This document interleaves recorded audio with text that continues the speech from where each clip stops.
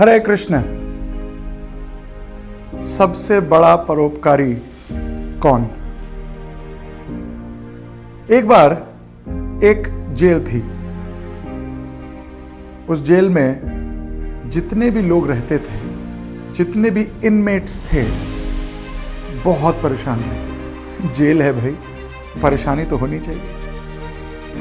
एक दिन उस जेल में एक सेठ जी आए, परोपकारी सेठ।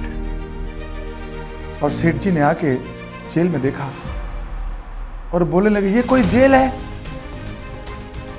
इस जेल में लाइट नहीं है,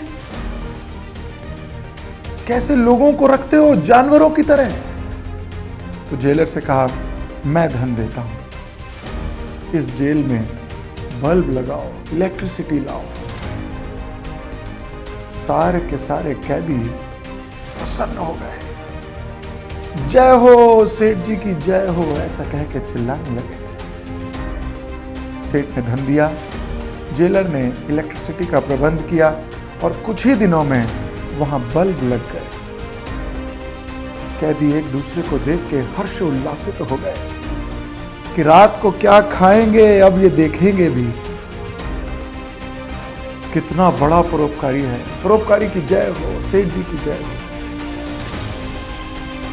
थोड़े दिनों में उस लाइट की आदत पड़ गई। धीरे धीरे लोग सेठ जी की बात कम करने लगे। थोड़े समय के बाद जेल में एक और सेठ आया।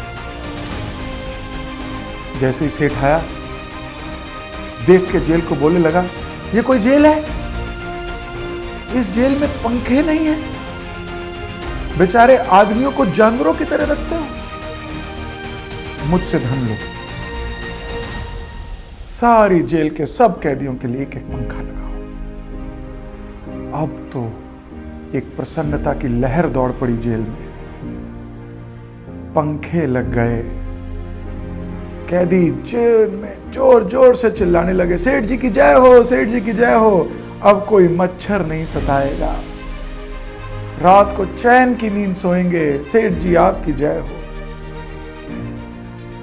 थोड़े दिनों में पंखों की भी आदत पड़ गई। इस सेठ की बात भी धीरे धीरे कम करने लगे। थोड़े दिनों के बाद एक और सेठ आया। उसने सेठ ने जब जेल में आके देखा और आके जेलर से कहने लगा, जेलर साहब ये कोई जेल है? 6 बाय 6 के कमरे में 2 कैदी। मैं आपको जमीन देता हूं, इस जेल का साइज बढ़ाइए, बीच की दीवार तोड़ी जाए, 2 जेलों को एक बनाया जाए, लोगों को जीने दिया जाए। इस बात के तो डंके बज गए। पैर फैला के सो पाएंगे, आराम से अंगड़ाई ले पाएंगे। ये सेठ जी तो कमाल के सेठ जी हैं। सेठ जी की जय हो, सेठ जी की जय हो, नारे लगने लगे। जेल बड़ी हो गई। थोड़े दिनों में इसकी भी आदत पड़ गई और धीरे धीरे इन सेठ जी का भी गुणगान कम होने लगा। थोड़े दिनों के बाद इस जेल में एक और व्यक्ति आया। उस व्यक्ति ने आके जेलर को कहा, ये कोई जेल है?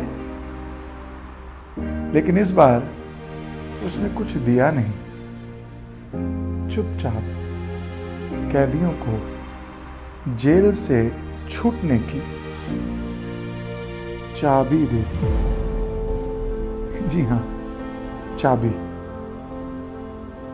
अब मैं आपसे पूछता हूं, कौन सबसे बड़ा परोपकारी है?